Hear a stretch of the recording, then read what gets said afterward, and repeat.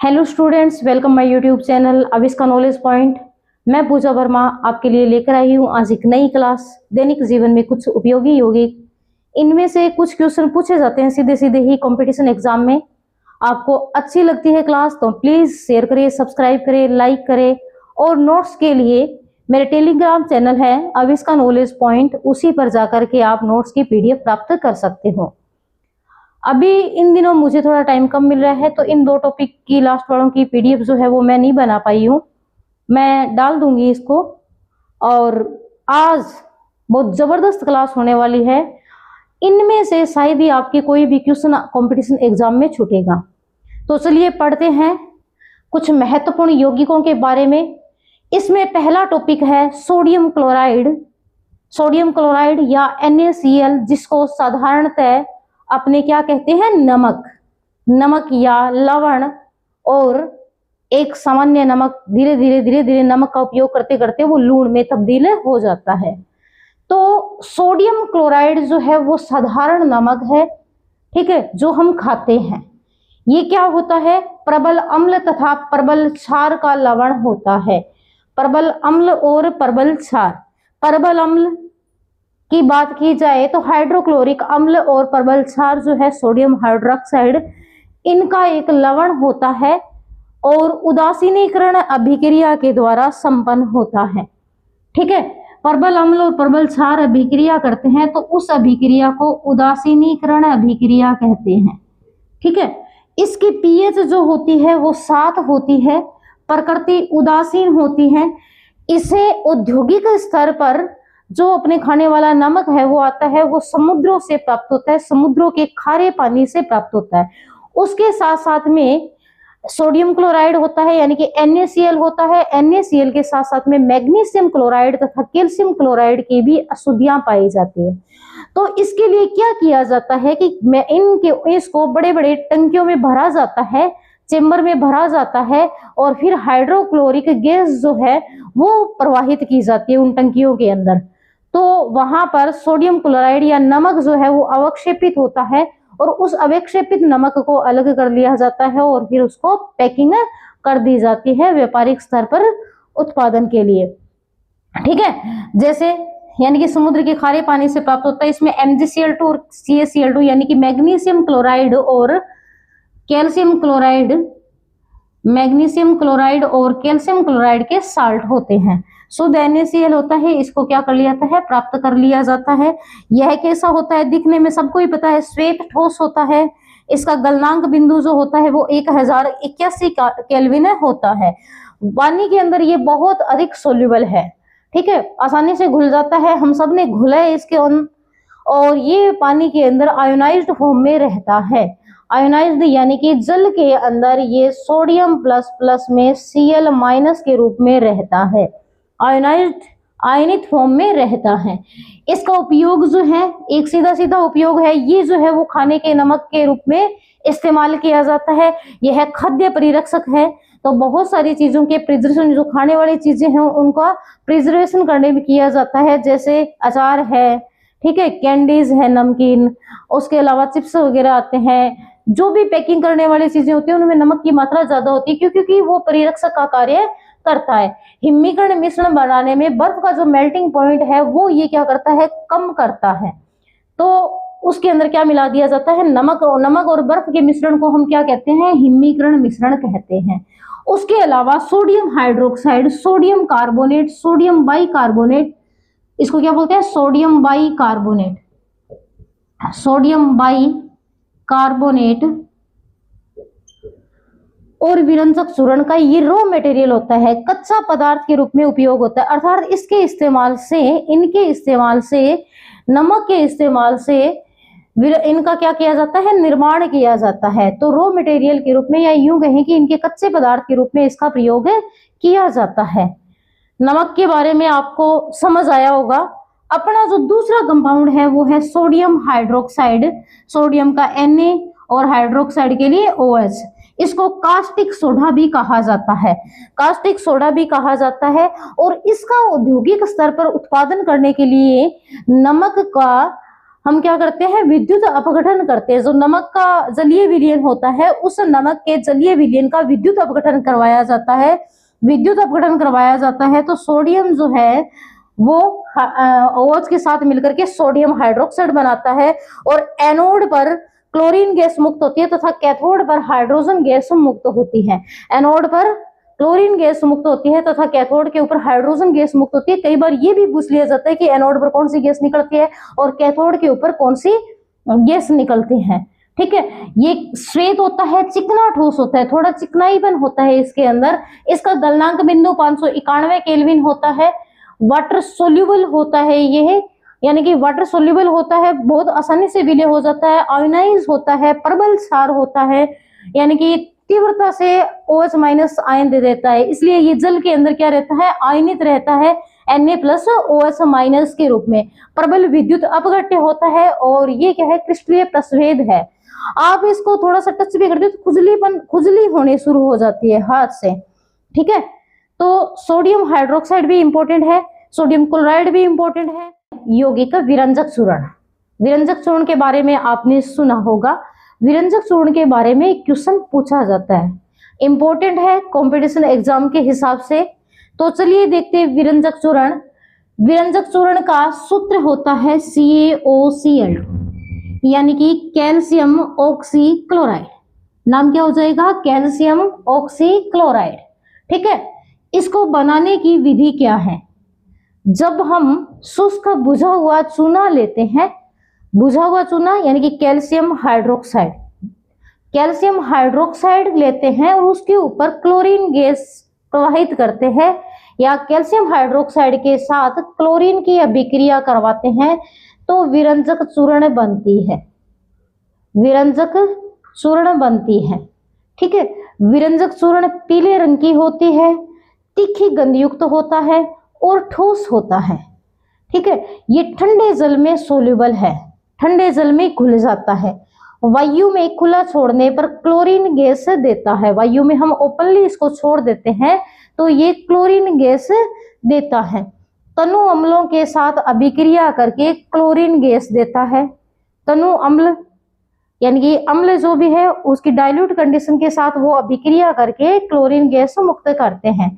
जैसे विरंजक चूर्ण लिया है, ये H2SO4 लिया है, तनु H2SO4 लिया है, तनु H2SO4 से अभिक्रिया करके कैल्शियम जो है वो सल्फेट से साथ जुड़ जाएगा और H2O बन जाएगा। साथ में कौन सी गैस निकल जाती है, क्लोरीन गैस निकल जाती है। तो ये अम्लों के साथ अभिक्रिया करके क्लोरीन गैस देते हैं। विरंजक चूर्ण जो है वो यहाँ से जो क्लोरीन गैस निकलती है, इस क्लोरीन गैस, ये जो निकली हुई क्लोरीन गैस है वो जल से अभिक्रिया करके नवजात ऑक्सीजन उत्पन्न करती है, यानी कि परमाणुीय ऑक्सीजन उत्पन्न करती है। ये परमाणुीय ऑक्सीजन ऑक्सीकारक होती है। जैसे Cl2 जल के साथ अभिक्रिया करेगी तो ये H के साथ अभिक्रिया कर लेती है, ऑक्सीजन जो है वो क्या हो जाती है, मुक्त हो जाती है।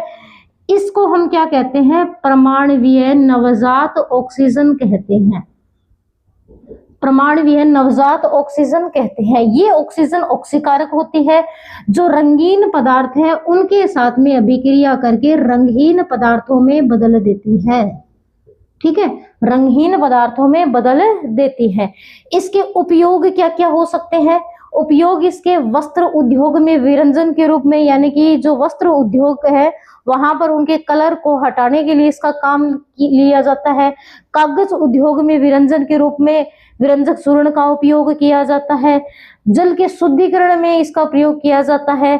ये रोगाणुनाशी प्रवृत्ति की होती है, ऑक्सीकारक होती है और लेबोरेटरी के अंदर अभिकर्मक के रूप में इसका प्रयोग किया जाता है। ये विरंजक चूर्ण की मुख्य मुख्य बातें थी।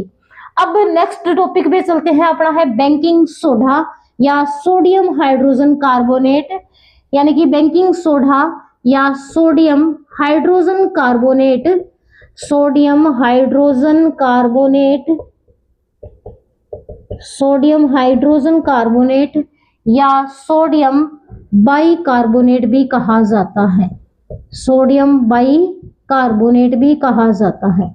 इसे खाने का सोडा भी कहते हैं, खाने का सोडा भी कहते हैं, मीठा सोडा भी कहा जाता है। ठीक है, बेकिंग पाउडर के रूप में बाजार में मिलता है ये।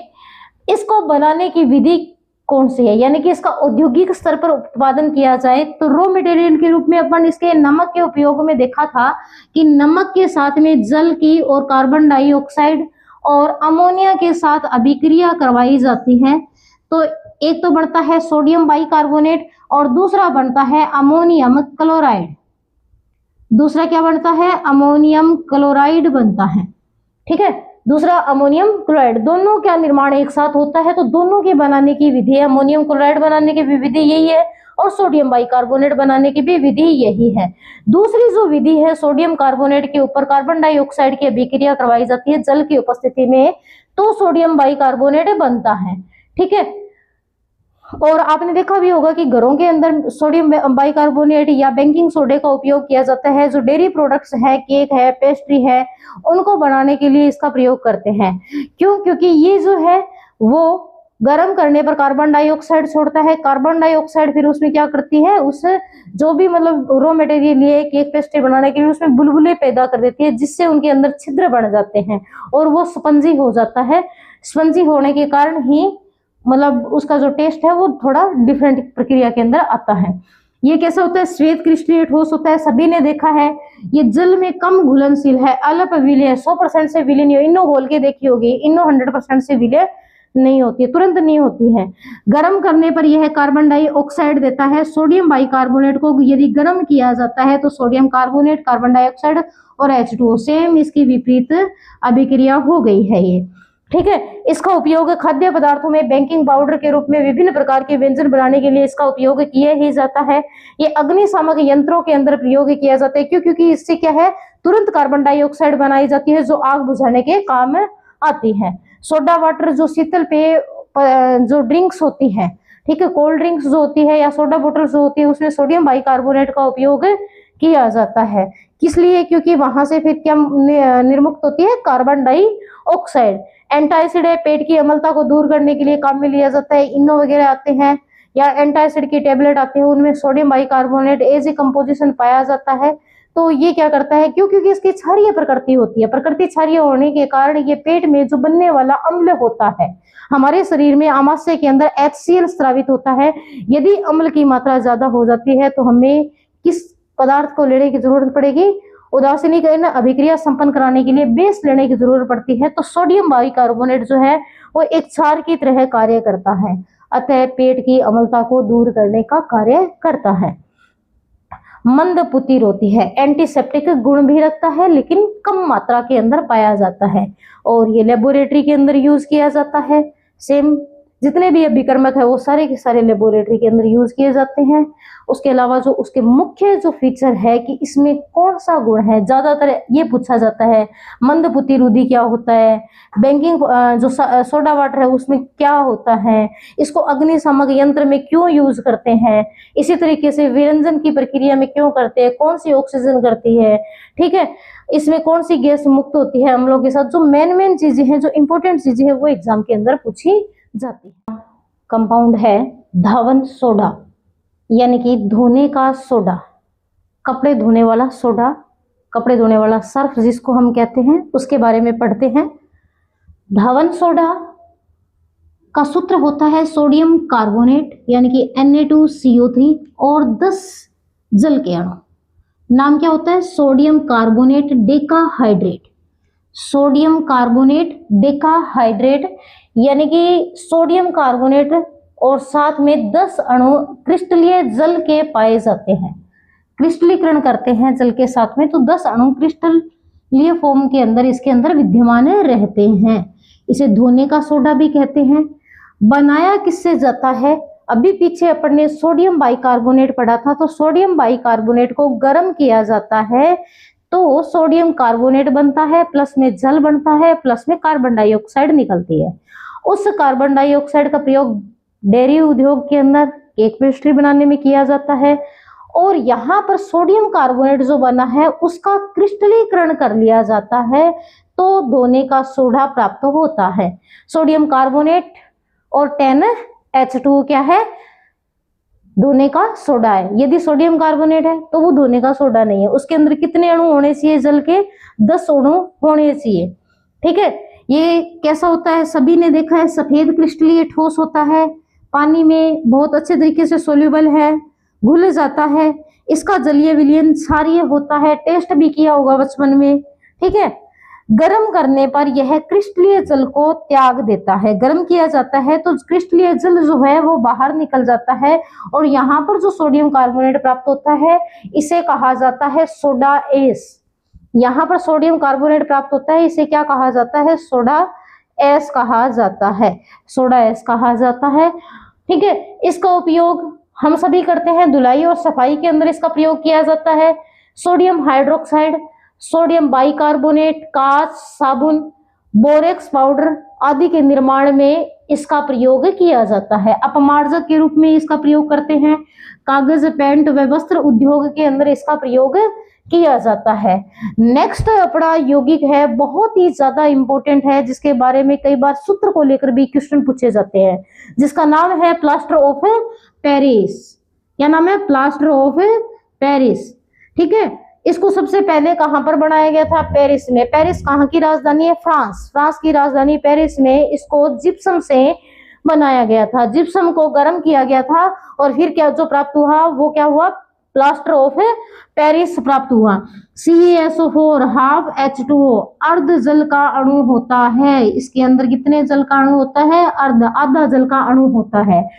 Plaster of Paris, P plaster of Paris, तो शॉर्ट नाम क्या हो गया? POP। जानते हैं हम सभी POP, मार्केट से लेके आते हैं जब भवन निर्माण करते हैं तब। ठीक है, और आपने ये भी देखा होगा, प्लास्टर किया हुआ देखा, जब हड्डियां वगैरह टूट जाती है तो प्लास्टर किया जाता है, वो भी इसी का ही किया जाता है। तो देखो कैसे बनता है ये। कैल्शियम सल्फेट 2H2O, 2 क्रिस्टलीय जल के अणु हैं, इसको कहा जाता है जिप्सम। ठीक है, जिप्सम को जब 393 केल्विन पर गर्म करते हैं तो प्लास्टर ऑफ पेरिस प्राप्त होता है, POP प्राप्त होता है। ठीक है, इस POP को और ज्यादा गर्म कर दिया जाए तो ये जल, आधा जल का अणु है वो भी बाहर निकल जाएगा। अब आधा जल का अणु और बाहर निकले तो और ही ज्यादा कठोर हो जाता है। ठीक है, जिसको कहा जाता है मरत तापित प्लास्टर। इसको मरत तापित प्लास्टर कहा जाता है। श्वेत पदार्थ है, ठोस होता है, चिकना होता है, चिकनापन लिए होता है, आपने पुट्टी करते हुए देखा होगा। ठीक है, वो या फिर सॉरी आपने जो छतों वगैरह पर POP करते हैं उसको देखा होगा, वो चिकनाईपन लिए होती है। ठीक है, जल को मिलाने पर 15 से 20 मिनट के बाद में ये ठोस हो जाता है, कठोर हो जाता है, बिल्कुल ठोस और कठोर हो जाता है। क्या बन जाता है? जिप्सम बन जाता है इससे। क्यों? क्योंकि वो 2 मोल जल के एब्जॉर्ब कर लेता है। ठीक है, इसका प्रयोग टूटी हुई हड्डियों पर प्लास्टर चढ़ाने के लिए किया जाता है ताकि वो अंग जो है उस जगह स्थिर रहे, और ये क्या होता है? सूखने पर टाइट हो जाता है, इसलिए इसका उपयोग प्लास्टर चढ़ाने के लिए काम में लिया जाता है। भवनों के निर्माण में, POP करने के लिए, छतों वगैरह की सजावट करने में, दंत चिकित्सा के अंदर किया जाता है, मूर्तियां बनाने के अंदर किया जाता है, सजावटी सामान की चीजें जो बनाने के लिए किया जाता है। अग्नि सह पदार्थ है, अर्थात ये ताप को सहन कर सकता है। आशा है कि आपको आज की क्लास अच्छी लगी होगी। नेक्स्ट क्लास में फिर मिलते हैं। आपको चैनल अच्छा लगता है तो लाइक कीजिए, सब्सक्राइब कीजिए, शेयर कीजिए और कमेंट करके मुझे बताइए कि आपको कौन सा टॉपिक पढ़ना है, कौन सा टॉपिक अच्छा लगता है और किस तरीके की चीज आपको पसंद आ रही है। इसमें भी कोई आपको सुधार करने की जरूरत है भी, आप हमें इस तरीके से पढ़ाइए तो मैं आप कोशिश करूंगी कि मैं उसी तरीके से आपको पढ़ाऊं। Thank you very much.